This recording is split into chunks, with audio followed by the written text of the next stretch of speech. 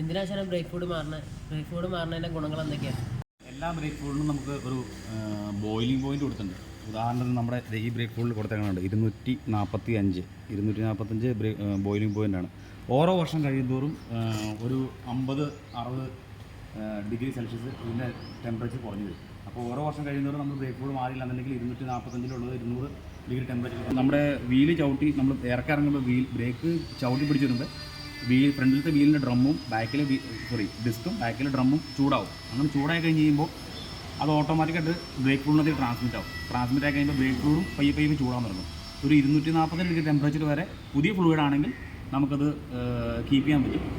നമ്മുടെ ഈ ബ്രേക്ക് ഫ്ലൂയിഡിലെ ഇതിനകത്ത് ക്ലിയറായിട്ട് എഴുതിയാണ് നമുക്ക് അയക്കാം.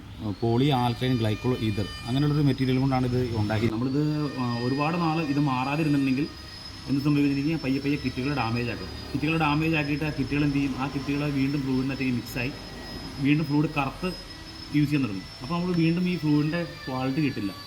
ഒരു 2 വർഷം കഴിഞ്ഞ് കഴിയുമ്പോൾ മാറ്റിക്കളഞ്ഞിട്ടുണ്ടെങ്കിൽ ഫ്രഷ് ഫ്ലൂയിഡായിട്ട് എടുക്കും. നമുക്ക് പ്രീമേച്ചറായിട്ട് കിറ്റും മാസ്റ്റർ സിലിണ്ടറൊക്കെ കംപ്ലൈൻറ്റ് ആവുന്നത് പറയാൻ പറ്റും.